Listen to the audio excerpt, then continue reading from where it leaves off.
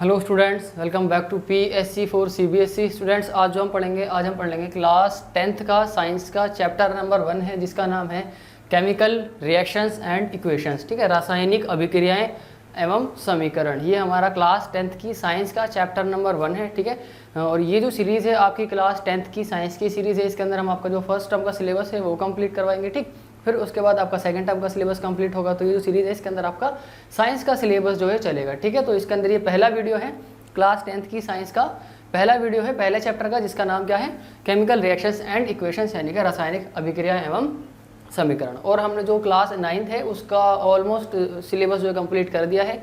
Science का class 9th की science का जो सिलेबस है वो कंप्लीट कर दिया है। तो अगर आपका कोई दोस्त या भाई बहन है जो 9th क्लास में है तो आप उनको वो सिलेबस सजेस्ट जो है कर सकते हैं। ठीक है, तो हम जो है अपना चैप्टर शुरू करते हैं, जो कि क्या है, केमिकल रिएक्शन और इक्वेशन के बारे में, यानी रासायनिक अभिक्रिया और समीकरण के बारे में है। ठीक है, तो सबसे पहले हमें ये पता होना चाहिए कि केमिकल रिएक्शन यानी कि जिसको हम हिंदी में कहते हैं रासायनिक अभिक्रिया, ये होती क्या है, किसको जो है रासायनिक अभिक्रिया जो है हम कहते हैं। ठीक है, कब कहेंगे कि रासायनिक अभिक्रिया हुई है, केमिकल रिएक्शन हुई है, या कब कहेंगे कि केमिकल रिएक्शन नहीं हुई है। ठीक है, तो इसका सीधे से बात है कि केमिकल रिएक्शन कब होती है, जब किसी भी चीज़ में क्या होता है, केमिकल चेंज हो। क्या हो, केमिकल चेंज जब किसी चीज़ के अंदर होता है।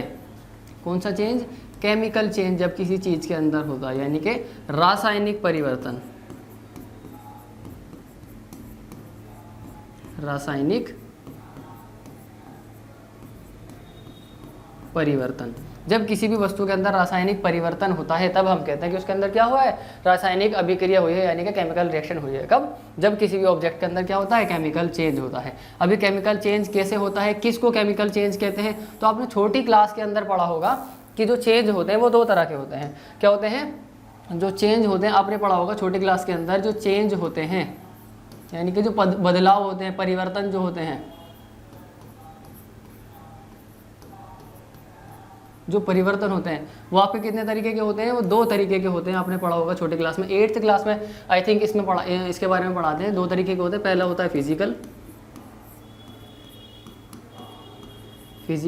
और दूसरा होता है केमिकल। पहला क्या होता है, पहला होता है भौतिक और दूसरा होता है रासायनिक। ठीक है, ये दो तरीके के जो परिवर्तन होते हैं, बदलाव होते हैं। ठीक है, दो तरह के चेंज होते हैं, पहला है फिजिकल, दूसरा है केमिकल। पहला भौतिक, दूसरा रासायनिक। भौतिक परिवर्तन कब होता है, फिजिकल चेंज कब होता है, जब कोई चीज़ टूट जाती है, यानी कि टूटना क्या है, टूटना, ब्रेक होना। क्या होना,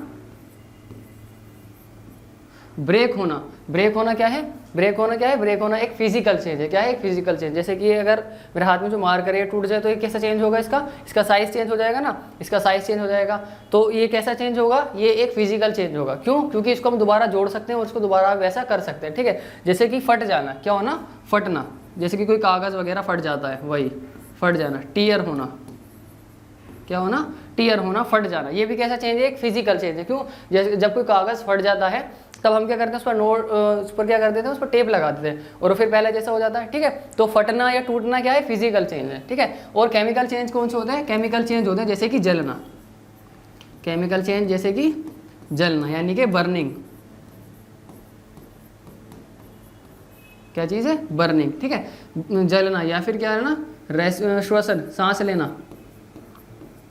श्वसन यानी कि सांस लेना, क्या है, सांस लेना भी कैसा चेंज है, केमिकल चेंज है। श्वसन यानी कि जिसको हम इंग्लिश में क्या कहते हैं, रेस्पिरेशन। ठीक है, अब श्वसन क्या है, ये केमिकल चेंज क्यों है, ये हम इसी चैप्टर के अंदर आगे पढ़ेंगे। ठीक है, अभी आपको पता चल जाएगा श्वसन रासायनिक परिवर्तन क्यों है। तो टूटना, जलना, टूटना, फटना, ये क्या है, फिजिकल चेंज है। और जलना, श्वसन, ये सब कैसे हैं, ये केमिकल चेंज है, रासायनिक परिवर्तन है। और हमें किसके बारे में पढ़ना है, केमिकल चेंज के बारे में ही पढ़ना है। ठीक है, छोटी क्लास के अंदर आपने इनके बारे में, मतलब कि फिजिकल और केमिकल चेंज के बारे में आपने थोड़ा सा वो भी क्या होगा, डिफरेंस इनके बारे में, इनके बीच में क्या पढ़ा होगा आपने, थोड़ा सा डिफरेंस भी पढ़ाया जाता है कि ये कैसे होते हैं, ये रिवर्सिबल होते हैं। कैसे होते हैं ये, रिवर्सिबल।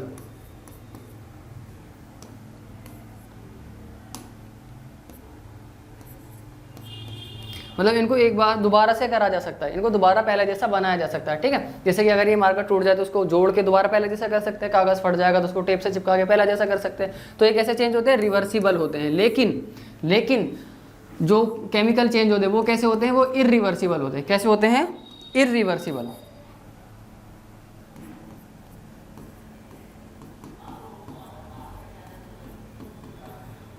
इरिवर्सिबल, इरिवर्सिबल का मतलब क्या, उनको दोबारा पहले जैसा नहीं बनाया जा सकता, ठीक है। जैसे कि जलना, कोई चीज़ जल गई, कागज़ जल गया, कागज़ जल के क्या बन गया, राख बन गया, अब उसको दोबारा कागज़ नहीं बना सकते ना, तो वो क्या है, वो एक इरिवर्सिबल चेंज है, मतलब एक बार जो हो गया वो दोबारा नहीं हो सकता। लकड़ी जल गई, लकड़ी जल गई, लकड़ी जल के क्या बन गई, कोयला, अब कोयले से दोबारा लकड़ी नहीं बनेगी, तो एक ऐसा चेंज है, एक केमिकल चेंज है, यानी कि रासायनिक परिवर्तन है, जो कि कैसा होता है, इरिवर्सिबल है, जो एक बार हो गया वो हो गया, उसकी कंपोजिशन क्या हो गई, बदल गई। कंपोजिशन का मतलब क्या है कि उसका अंदर का जो केमिकल फॉर्मूला था वो चेंज हो गया, किससे, केमिकल रिएक्शन के होने से। केमिकल रिएक्शन कब हुई, जब उसके अंदर केमिकल चेंज हुआ, ठीक है।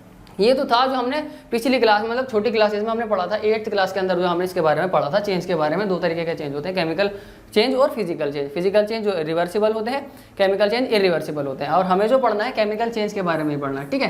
क्यों, क्योंकि जब केमिकल चेंज किसी ऑब्जेक्ट के अंदर होगा, जब किसी वस्तु के अंदर रासायनिक परिवर्तन होगा, तभी क्या होगा, उसके अंदर रासायनिक अभिक्रिया होगी, और रासायनिक अभिक्रिया के ऊपर ही जो है हमारा पूरा चैप्टर है। हमारा जो चैप्टर नंबर 1 है वो किसके ऊपर है, रासायनिक अभिक्रिया के ऊपर ही जो है वो पूरा चैप्टर है। यहाँ पर नाम लिखा हुआ है केमिकल रिएक्शंस एंड इक्वेशंस, रासायनिक अभिक्रिया एवं समीकरण, ठीक है। तो अब हम पढ़ते हैं कि रासायनिक अभिक्रिया किसको कहते हैं, केमिकल रिएक्शंस किसको कहते हैं, ठीक है। आपको आई थिंक आइडिया तो आपको लग गया होगा कि क्या होती है केमिकल रिएक्शन, ठीक है। तो देखो यहाँ पर इसकी डेफिनेशन लिखी हुई है, अगर पेपर में पूछी जाती है डेफिनेशन, डिफाइन केमिकल रिएक्शन, तो आपको यही जो है डेफिनेशन लिख करके आनी है, जिसके अंदर लिखा हुआ है the process in which new substances with new properties is formed from 2 और more reactants is called chemical reaction. इसके अंदर क्या कहा जा रहा है, ऐसा प्रोसेस जिसके अंदर एक नया सब्सटेंस बन रहा है, 2 या 2 से ज़्यादा सब्सटेंस है, और जो नया सब्सटेंस बना है उसकी नई प्रॉपर्टी होगी। मतलब कि एक ऐसा प्रोसेस है जिसके अंदर एक नया सब्सटेंस नई प्रॉपर्टीज़ के साथ बनता है, 2 या 2 से ज़्यादा सब्सटेंस है, उस प्रोसेस को हम क्या कहते हैं, उस प्रोसेस को हम कहते हैं केमिकल रिएक्शन। क्या कहते हैं उस प्रोसेस को, उस प्रोसेस को हम कहते हैं केमिकल रिएक्शन, यानी कि रासायनिक अभिक्रिया, ठीक है। वह प्रक्रिया जिसमें 2 या 2 से ज़्यादा, 2 से अधिक, ठीक है, वह प्रक्रिया जिसमें 2 या 2 से अधिक पदार्थ मिलकर एक नए गुणधर्मों वाले पदार्थ का निर्माण करते हैं, उनको हम क्या कहते हैं, रासायनिक अभिक्रिया कहते हैं। क्या कहते हैं, रासायनिक अभिक्रिया कहते हैं, ठीक है। जैसे कि बर्निंग या फिर डाइजेशन ऑफ फूड, खाने का पचना, भोजन का पचना, या फिर जलना, ठीक है। कैसे, देखो, अगर आप किसी कागज़ को जला दो तो सबसे पहले कागज़ के प्रॉपर्टीज़ के बारे में जान लो। कागज़ की प्रॉपर्टीज़ क्या क्या होती हैं। सबसे पहली बात, कागज़ होता है वाइट कलर का। कैसा होता है, वाइट कलर का। और भी कलर के होते हैं, लेकिन हम अभी ले रहे हैं वाइट कलर का, यानी कि सफ़ेद रंग का कागज़ होता है, ठीक है। उसकी एक प्रॉपर्टी तो होगी सफ़ेद, उसका रंग है। दूसरा, हम उस पर लिख सकते हैं, राइट कर सकते हैं। क्या कर सकते हैं, राइट कर सकते हैं, ठीक है जी। चलिए, अब उसके बाद अगर इसको जला दिया जाए तो जलाने से उसका कलर कैसा हो जाएगा, जलाने से उसका कलर हो जाएगा ब्लैक। कैसा हो जाएगा, जलाने से उसका कलर हो जाएगा ब्लैक, ठीक है। पहले वाइट था, जलाने के बाद कैसा हो गया, ब्लैक हो गया। उसको बर्न किया कागज़ को, पेपर को, तो ब्लैक हो गया, ठीक है। अब उसके बाद उस पर लिख सकते हैं क्या, नहीं, उस पर हम नहीं लिख सकते, ठीक है। तो क्या हो गया, प्रॉपर्टी चेंज हो गई। कैसे, जलाने से। जलाना क्या है, केमिकल चेंज। केमिकल चेंज में मतलब केमिकल रिएक्शन हुई, तो क्या हो गया, जब हमने पेपर को जलाया तो एक ऐसा प्रोडक्ट बन गया, जिसकी प्रॉपर्टी कैसी थी, बिल्कुल अलग थी, ठीक है। वो कैसा था, कागज़ को जलाने से कैसा हो गया, ब्लैक हो गया, ठीक है। और क्या हो गया, ब्लैक हो गया, और साथ में साथ उसको हम लिख भी नहीं सकते। तो क्या हो गया, उसकी प्रॉपर्टी चेंज हो गई। पहले कुछ और प्रॉपर्टी थी, लेकिन जलने के बाद जो प्रोडक्ट बना उसकी प्रॉपर्टी बिल्कुल अलग थी। तो यहाँ पर क्या हुआ है, केमिकल रिएक्शन हुई है। क्या हुई है, केमिकल रिएक्शन। क्यों, क्योंकि यही तो इसके अंदर बताया जाता है कि वो प्रोसेस जिसके अंदर एक नया सब्सटेंस नई प्रॉपर्टीज़ के साथ बनता है, 2 या 2 से ज़्यादा सब्सटेंस है, उस प्रोसेस को हम कहते हैं केमिकल रिएक्शन। क्या कहते हैं उस प्रोसेस को हम कहते हैं केमिकल रिएक्शन, यानी कि क्या कहते हैं उसको हम, रासायनिक अभिक्रिया कहते हैं, ठीक है। वह प्रक्रिया जिसमें 2 या 2 से ज़्यादा अधिक पदार्थ मिलकर एक नए गुणधर्म वाले पदार्थ का निर्माण करते हैं, मतलब एक नए गुणधर्म वाला पदार्थ बनाते हैं, उसको हम क्या कहते हैं, रासायनिक अभिक्रिया उसको हम कहते हैं, ठीक है। जैसे कि हमने कागज़ को जलाया तो कागज़ पहले कैसा था, पेपर कैसा था, ब्लैक वाइट कलर का था, और उस पर हम लिख सकते थे, ये 2 प्रॉपर्टी थी, ठीक है।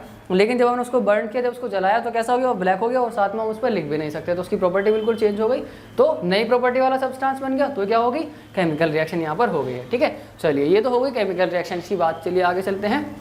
अब कब कहेंगे कि केमिकल रिएक्शन हुई है और कब कह सकते हैं कि केमिकल रिएक्शन नहीं हुई है, ठीक है। तो 4 पॉइंट आपके एनसीईआरटी में दे रखे हैं, ठीक है। ये 4 पॉइंट जो है आपके एनसीईआरटी में दे रखे हैं, ठीक है, जिनसे हम कह सकते हैं कि केमिकल रिएक्शन हुई है, ठीक है। ये 4 पॉइंट जो है आपके एनसीईआरटी के अंदर दे रखे हैं, ठीक है। पहला क्या है, चेंज इन कलर, यानी कि कलर में चेंज आना। जैसे कि हमने पेपर को बर्न किया था, कागज़ को जलाया था, तो क्या हो गया था, उसका कलर चेंज हो गया था, वाइट से ब्लैक हो गया था।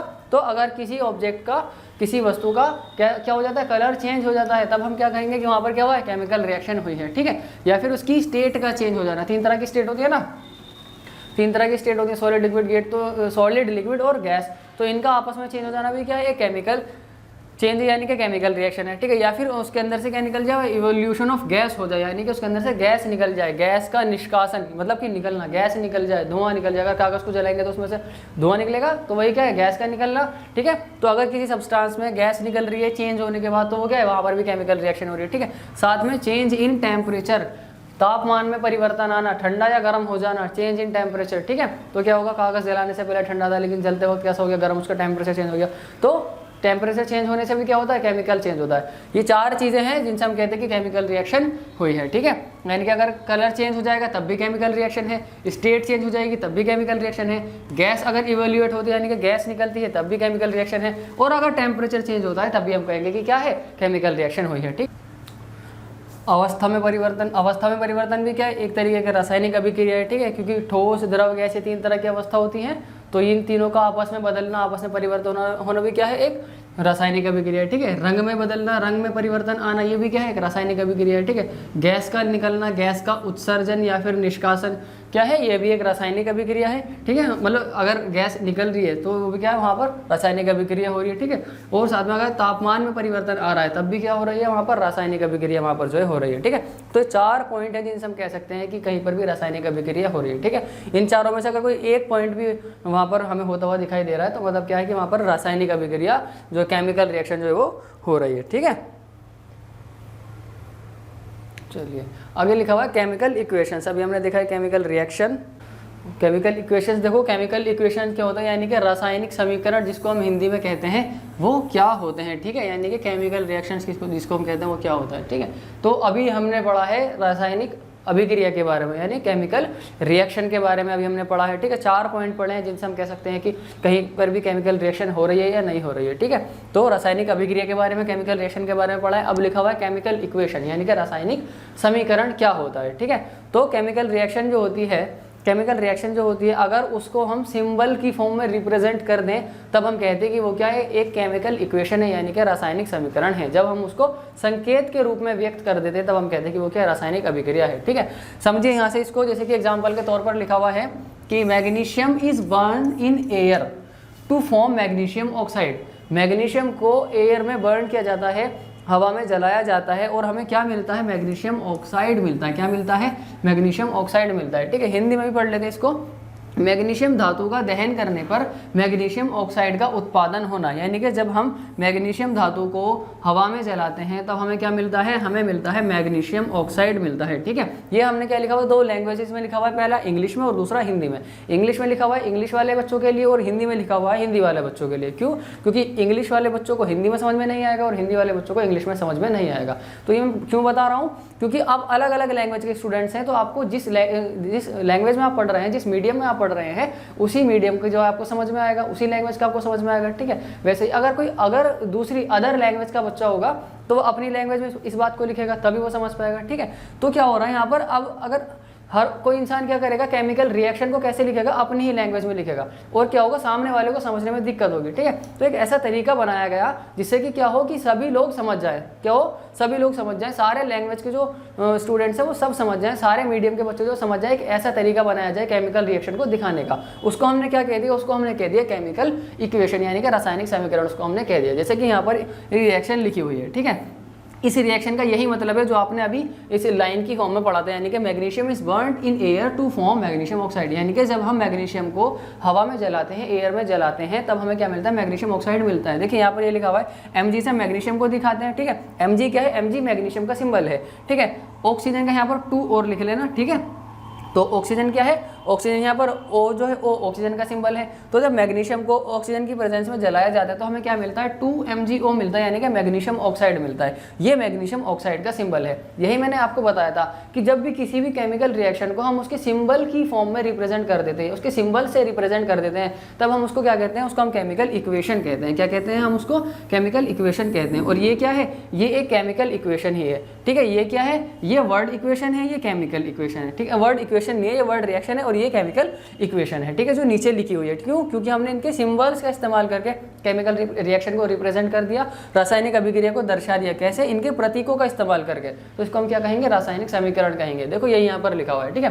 रासायनिक अभिक्रिया को संकेतों के माध्यम से, संकेत कह लो या फिर प्रतीक कह लो, वही एक ही बात होती है। तो रासायनिक अभिक्रिया को संकेतों के माध्यम से रासायनिक समीकरण को व्यक्त किया जाता है। यानी कि इस रासायनिक समीकरण को कब दिखाया जाता है? जब कोई भी रासायनिक अभिक्रिया होती है तो उसके संकेतों के माध्यम से जो दिखाया जाता है उसको हम क्या कहते हैं? रासायनिक समीकरण कहते हैं, यानी कि केमिकल इक्वेशन कहते हैं। यही बात यहाँ पर लिखी हुई है। A chemical reaction can be represented as chemical equation by using symbols, यानी कि सिंबल का इस्तेमाल करके। किसका इस्तेमाल करके? सिंबल्स का इस्तेमाल करके किसी भी केमिकल रिएक्शन को हम क्या कर सकते हैं? केमिकल इक्वेशन में रिप्रेजेंट कर सकते हैं, ठीक है। ये बात यहाँ पर लिखी हुई है। चलिए आगे चलते हैं। आगे है बैलेंस्ड केमिकल इक्वेशन। अब दो तरह की केमिकल इक्वेशन हमें इस चैप्टर के अंदर पढ़नी है। पहली तो है बैलेंस्ड केमिकल इक्वेशन, ठीक है, और दूसरी है हमारे पास में अनबैलेंस्ड केमिकल इक्वेशन। दूसरी क्या है हमारे पास में? दूसरी है हमारे पास में अनबैलेंस्ड केमिकल इक्वेशन, यानी कि असंतुलित रासायनिक समीकरण। क्या है? असंतुलित रासायनिक समीकरण। तो दो तरह की हमको केमिकल रिएक्शंस पढ़नी है। सबसे पहले हम पढ़ लेते हैं बैलेंस्ड केमिकल इक्वेशन के बारे में, यानी कि संतुलित रासायनिक समीकरण के बारे में, ठीक है।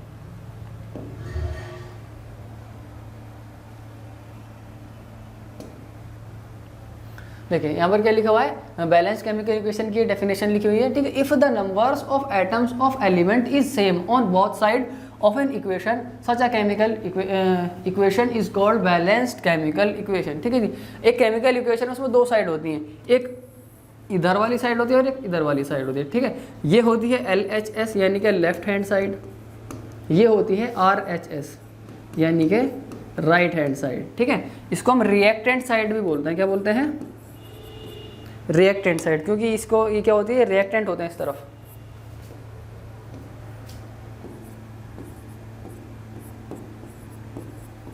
ये क्या? रिएक्टेंट, और ये होते हैं प्रोडक्ट। ये क्या है? प्रोडक्ट। ये रिएक्टेंट है, प्रोडक्ट है। तो हम क्या यहाँ पर क्या कहा जा रहा है कि दोनों साइड पर, इस तरफ और इस तरफ, दोनों साइड पर, बोथ साइड पर अगर जो एलिमेंट के सिंबल्स इस्तेमाल किए गए हैं, ठीक है, इनके जो सिंबल्स इस्तेमाल किए गए हैं, इनके नंबर दोनों तरफ बराबर है, तब तो वो एक बैलेंस्ड केमिकल इक्वेशन है। अगर इनके नंबर्स दोनों तरफ बराबर नहीं है तो वो क्या है? वो एक अनबैलेंस्ड केमिकल इक्वेशन है, ठीक है। जैसे कि फॉर एग्जांपल यहाँ पर मैं लिख देता हूँ LHS और RHS, ठीक है। LHS में कौन कौन सा एलिमेंट है वो लिख देता हूँ। सबसे पहले तो है जिंक। सबसे पहले क्या है? जिंक है।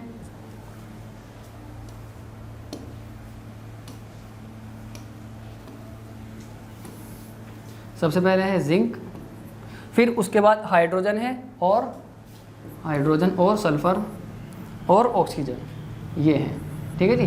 अब इसी साइड में लेफ्ट हैंड साइड पर जिंक कितने हैं? जिंक का आगे पीछे कोई भी नंबर नहीं, तो जिंक कितना है? 1 है। इसके पास कुछ नहीं होता, उसको जहाँ पर कुछ नहीं होता वहाँ पर 1 होता है, तो जिंक कितना है? 1 है, ठीक। फिर उसके बाद यहाँ पर अगर हम हाइड्रोजन देखें तो हाइड्रोजन कितने हैं? हाइड्रोजन 2 है। हाइड्रोजन कितने हैं? हाइड्रोजन है 2। और सल्फर कितने हैं? 1 है, तो सल्फर कितना लिख देंगे? सल्फर के आगे 1। और ऑक्सीजन कितने हैं? ऑक्सीजन है 4, ठीक है। ये तो हो गए number of symbols, number of elements, number of symbols of elements कितने हैं? LHS साइड पर हमने लिख दिए, ठीक है। अब आगे देख लेते हैं राइट हैंड साइड पर कितने हैं। तो जिंक कितना है राइट हैंड साइड पर? 1 ही है, ठीक है। यहाँ पर हमने 1 लिख दिया। सल्फर कितना है? सल्फर भी 1 है, तो सल्फर जहाँ पर लिखा हुआ उसके सामने 1 लिख देंगे, ठीक। ऑक्सीजन कितने हैं? 4, तो ऑक्सीजन के सामने 4 लिख देंगे। और हाइड्रोजन कितने? हाइड्रोजन 2 है, तो हाइड्रोजन के सामने 2 लिख देंगे, ठीक है। तो यहाँ पर देखिए दोनों तरफ क्या है? नंबर सेम है। क्या है? दोनों तरफ नंबर सेम है। दोनों तरफ जो जिंक है 1 है, दोनों तरफ जो हाइड्रोजन है वो 2 है, दोनों तरफ जो सल्फर है वो 1 है, और दोनों तरफ जो ऑक्सीजन है वो क्या है? 4 है, लेफ्ट हैंड साइड पर और राइट हैंड साइड पर। तो दोनों तरफ जो नंबर है वो सेम है। अब जब किसी भी केमिकल इक्वेशन के अंदर दोनों तरफ नंबर सेम होते हैं, बोथ साइड पर, रिएक्टेंट साइड पर और प्रोडक्ट साइड पर, ठीक है, ये होती है अभिकारक।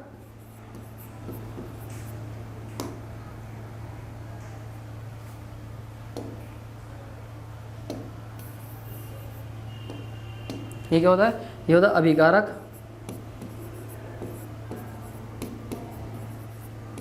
ठीक है, और ये होता उत्पाद, प्रोडक्ट को बोलते हैं हम उत्पाद, ठीक है।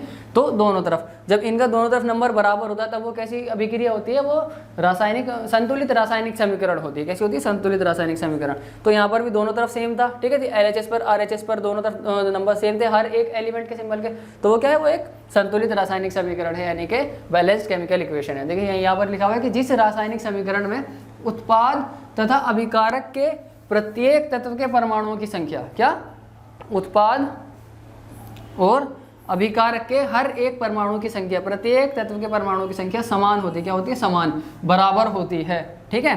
तो वह कैसी रासायनिक समीकरण होती है? तो वह संतुलित रासायनिक समीकरण कहलाती है। आगे समझ में, जब दोनों तरफ नंबर सेम होगा, एलिमेंट्स का दोनों तरफ नंबर सेम होगा, तब हम क्या कहेंगे कि वो कैसी इक्वेशन है? वो बैलेंस्ड केमिकल इक्वेशन है, यानी कि संतुलित रासायनिक समीकरण है। चलिए आगे देखते हैं अनबैलेंस्ड केमिकल इक्वेशन को। आगे देख लेते हैं अनबैलेंस्ड केमिकल इक्वेशन, यानी कि असंतुलित रासायनिक समीकरण।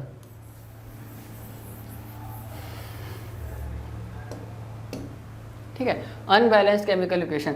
अब बैलेंस केमिकल इक्वेशन पता चल के जब दोनों तरफ नंबर बराबर होंगे तो वो बैलेंस केमिकल इक्वेशन होगी, और अगर अनबैलेंस का होगा, अनबैलेंस जब दोनों तरफ नंबर जो है बराबर नहीं होंगे, एक तरफ ज़्यादा एक तरफ कम होंगे, तब क्या होगा? वो अनबैलेंस्ड केमिकल इक्वेशन होगी। यहाँ पर लिखा हुआ if the numbers of atoms of elements is not same on both side of an equation such a chemical equation is called unbalanced chemical equation. क्या कह रहे हैं? अगर जो एटम्स के जो नंबर हैं, एलिमेंट्स के जो एटम है उनके नंबर जो है वो अगर सेम नहीं है, not same on both side, दोनों तरफ नंबर सेम नहीं है, बराबर नहीं है, ठीक है जी, तो ऐसी केमिकल इक्वेशन को हम क्या कहते हैं? ऐसी केमिकल इक्वेशन को हम कहते हैं अनबैलेंस्ड केमिकल इक्वेशन, ठीक है।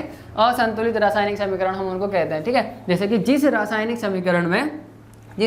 समीकरण में अभिकारक तथा उत्पाद के प्रत्येक तत्व के परमाणु की संख्या समान नहीं होती है तो वह असंतुलित रासायनिक समीकरण कहलाती है। क्या होती है? संख्या समान नहीं होती, तब हम उसको क्या कहते हैं?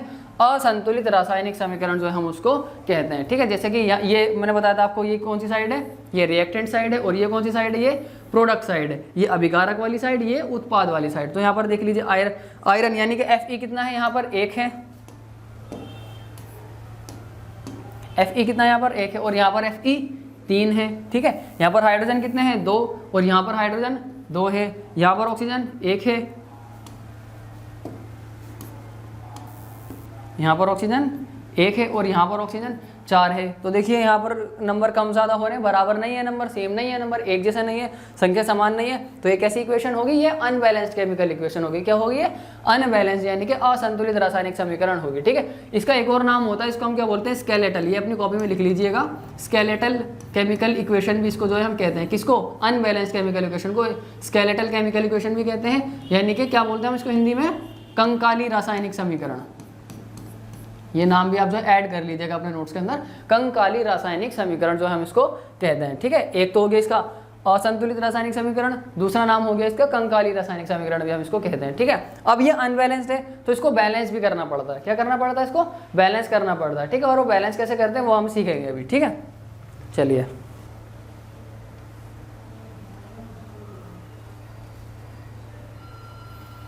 जैसे यहाँ पर लिखा हुआ हाउ टू बैलेंस। अच्छा पहले यही वाली केमिकल इक्वेशन को बैलेंस कर लेते हैं हम, ठीक है। यही वाली केमिकल इक्वेशन को बैलेंस कर लेते हैं। अब हमें पता चल गया है कि यहाँ पर क्या है, ये नंबर सेम नहीं है, तो हमें क्या करना है? इसको बैलेंस करना है। बैलेंस कैसे करेंगे भाई? दोनों तरफ नंबर सेम होगा तब बैलेंस हो जाएगी। तो हमें क्या करना है? इसको दोनों तरफ नंबर सेम करने हैं। दोनों तरफ नंबर सेम कैसे कर सकते हैं वो आप देख लीजिए, ठीक है।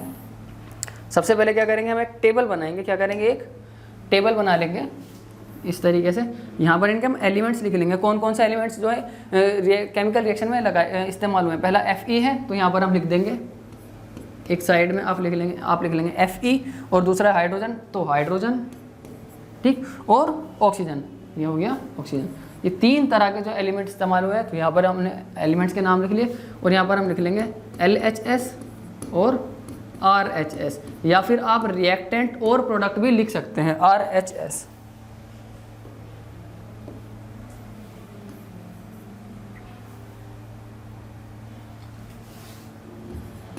और HS, ठीक है। LHS साइड पर हम देखेंगे आयरन कितना है? आयरन 1 है, तो आयरन की जगह 1 लिख देंगे। RHS साइड पर आयरन कितना है? 3, तो आयरन के सामने RHS के नंबर लिख देंगे, ठीक है। फिर उसके बाद हाइड्रोजन कितने हैं LHS पर 2, तो LHS की तरफ 2 लिख देंगे, और हाइड्रोजन RHS पर कितने हैं 2, तो यहाँ पर भी हम 2 लिख देंगे। ठीक, फिर उसके बाद ऑक्सीजन बचता है, तो LHS पर ऑक्सीजन कितना है 1, और RHS पर यानी प्रोडक्ट वाली साइड पर, उत्पाद वाली साइड पर कितना है 4 है, तो ऑक्सीजन के सामने क्या लिख देंगे हम 4, RHS के नीचे लिख देंगे।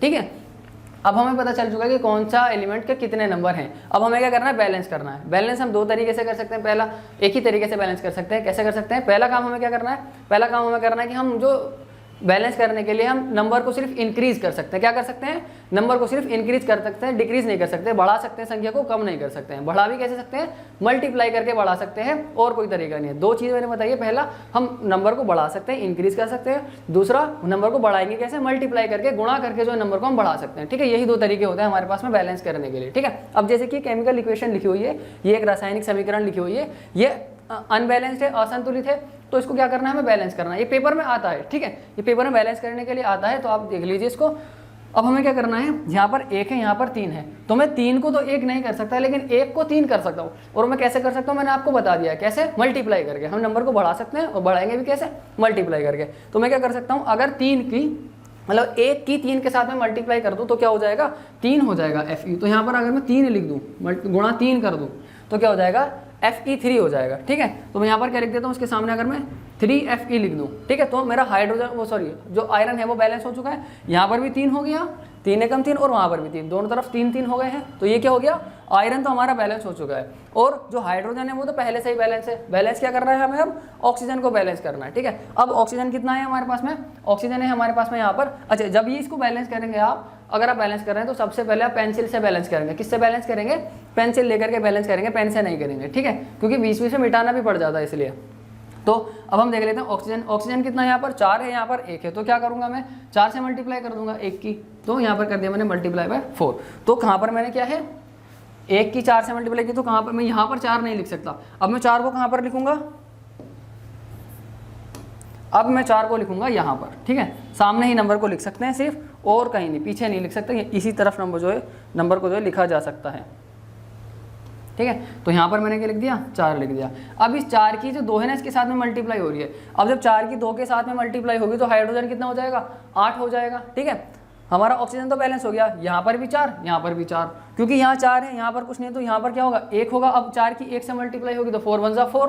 ठीक है, तो हाइड्रोजन कितना रहेगा, 4 रहेगा, सॉरी ऑक्सीजन जो रहेगा वो कितना रहेगा, 4 रहेगा। लेकिन हाइड्रोजन कितना हो जाएगा, वो 8 हो जाएगा। क्यों, क्योंकि 4 की मल्टीप्लाई हो रही है 2 के साथ में, तो हाइड्रोजन कितना हो जाएगा, 8 हो जाएगा। तो इस साइड में हाइड्रोजन 8 हो गया, तो यहाँ पर भी 8 करना पड़ेगा। तो यहाँ पर भी क्या करूँगा मैं, 4 से मल्टीप्लाई, यानी कि इस तरफ मैंने क्या करा, हाइड्रोजन की 4 से मल्टीप्लाई कर दी, और इस तरफ भी 4 से मल्टीप्लाई कर दी।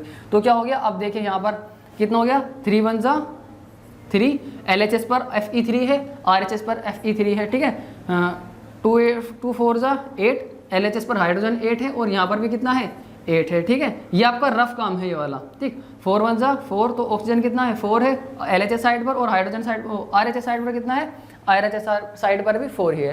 ठीक है, तो यहाँ पर क्या हो गया, हमारी इक्वेशन जो इस तरीके से बैलेंस हो जाती है। ठीक, यहाँ पर 3 Fe है। ठीक है, 2 4 8 हाइड्रोजन, यहाँ पर भी 3 Fe और 2 4 8 हाइड्रोजन, और 4 ऑक्सीजन है, यहाँ पर भी 4 ऑक्सीजन है। इस तरीके से बैलेंस हो चुका है। ठीक है, चलिए अब कुछ और एग्जाम्पल देख लेते हैं, जिनसे कि हम जो है और अच्छे से क्लियर हो जाए कि किसी भी केमिकल इक्वेशन को कैसे हम बैलेंस जो है कर सकते हैं। ठीक है, चलिए यहाँ पर ये कुछ लिखे हुए हैं, कुछ केमिकल रिएक्शंस लिखे हुए हैं, ये और ये कुछ केमिकल इक्वेशंस लिखे हुए हैं। इनको हम बैलेंस करना सीखते हैं कि कैसे हम इनको बैलेंस जो है कर सकते हैं। ठीक है, सबसे पहले यहाँ पर लिखा हुआ है H2O2 gives H2O।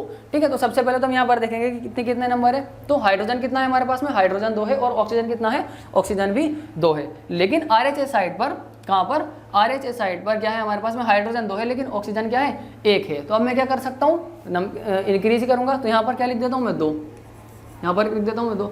तो ऑक्सीजन 2 हो गया यहाँ पर भी 2 हो गया, यहाँ पर भी 2। लेकिन हाइड्रोजन क्या हो गया, 2 हो गया, 4 हो गया। क्यों, क्योंकि इसके साथ में मल्टीप्लाई जाएगी, तो 2 2 4, हाइड्रोजन कितना हो गया, 4। अब यहाँ पर कितना लिखा हुआ है, 2, तो मैं यहाँ पर कितना लिख दूंगा, 2, कितना हो जाएगा हाइड्रोजन, 4। तो यहाँ पर 4 हाइड्रोजन हो गया, 2 ऑक्सीजन, यहाँ पर भी 4 हाइड्रोजन 2 ऑक्सीजन। तो ये क्या हो गई, केमिकल इक्वेशन बैलेंस ये जो है हो चुकी है। ठीक है, फिर वैसे यहाँ पर लिखा हुआ है H2N2 gives NH3 देता है। ठीक है, तो यहाँ पर देखिए, यहाँ पर हाइड्रोजन कितना है, 2 है, यहाँ पर नाइट्रोजन 2 है, यहाँ पर नाइट्रोजन 1 है, और यहाँ पर हाइड्रोजन कितने हैं, 3 है। तो क्या करना है मेरे को, अब इनको बैलेंस करना है। तो पहले मैं नाइट्रोजन को बैलेंस कर लेता हूँ। यहाँ पर 2 है, यहाँ पर 1 है, तो मैं क्या करूँगा, इसकी 2 से मल्टीप्लाई कर दूंगा। दोनों तरफ नाइट्रोजन जो है वो बैलेंस हो चुका है।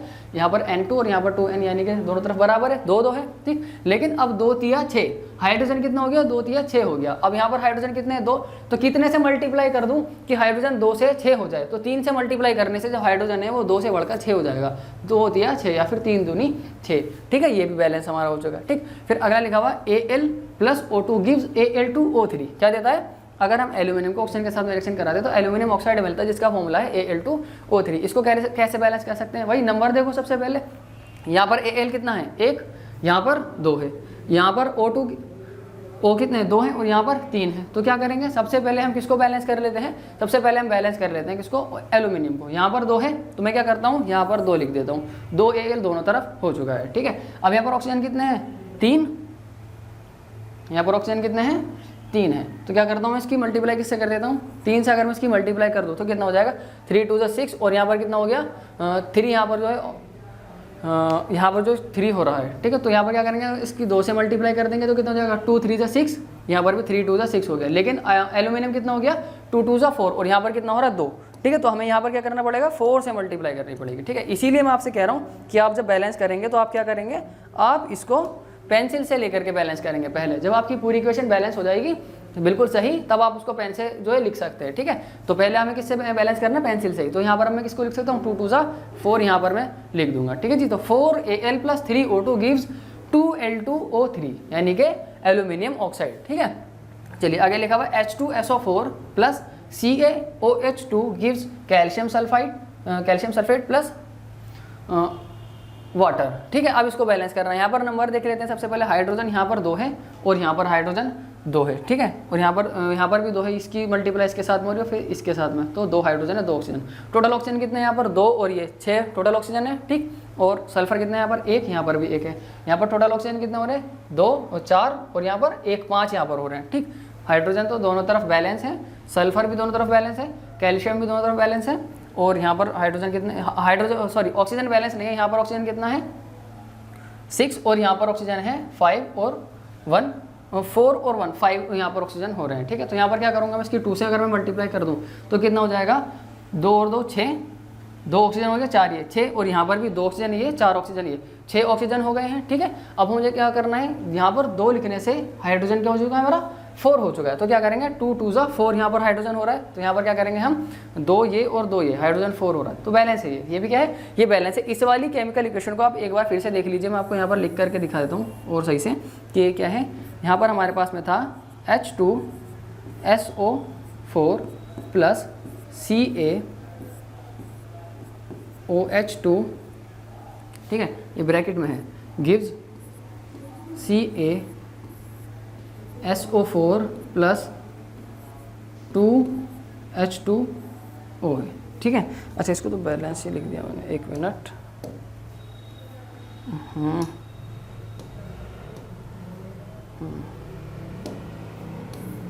देखिए यहाँ पर क्या किया है मैंने, देखो यहाँ पर हाइड्रोजन कितना था, 2 था, और आगे यहाँ पर भी हाइड्रोजन कितना है, 2 है। तो 2 और 2 4 हाइड्रोजन हो जाएंगे। मैं यहाँ पर रफली लिख रहा हूँ, ठीक है, 1 मिनट, मैं इधर लिख देता हूँ उस तरफ। तो 2 और 2 4 हाइड्रोजन जो है हो रहे हैं। टोटल हाइड्रोजन कहाँ पर, रिएक्टेंट साइड पर कितने हो रहे हैं, वो 4 हो रहे हैं, ठीक है। मैं यहाँ पर लिख रहा हूँ। तो हाइड्रोजन कितने हो रहे हैं हमारे पास में टोटल, रिएक्टेंट साइड पर, इस वाली साइड पर 4 हो रहे हैं, ठीक है। ये आपकी रिएक्टेंट वाली साइड है और ये आपकी प्रोडक्ट वाली साइड है। आप इसको फिलहाल रफली समझ लीजिए, ठीक है।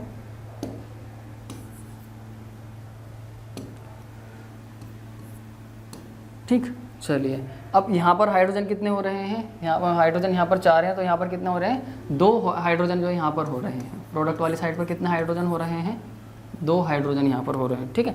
फिर वैसे सल्फर अगर मैं बात करूँ रिएक्टेंट साइड पर, तो सल्फर कितना है, सल्फर 1 है, तो यहाँ पर मैंने 1 लिख दिया, ठीक है। वैसे सल्फर यहाँ पर कितना है, प्रोडक्ट की साइड पर 1 है, तो यहाँ पर मैं क्या लिख दूंगा, इसके सामने 1 लिख दूंगा। फिर ऑक्सीजन यहाँ पर रिएक्टेंट साइड पर कितना है, देखो 4 ऑक्सीजन तो ये है, और फिर 2 ऑक्सीजन ये हैं, 2 लिखा हुआ ना ब्रैकेट के बाहर, तो 2 ऑक्सीजन ये, 4 और 2 कितने हो जाएंगे, 6। तो टोटल ऑक्सीजन है हमारे पास में 6।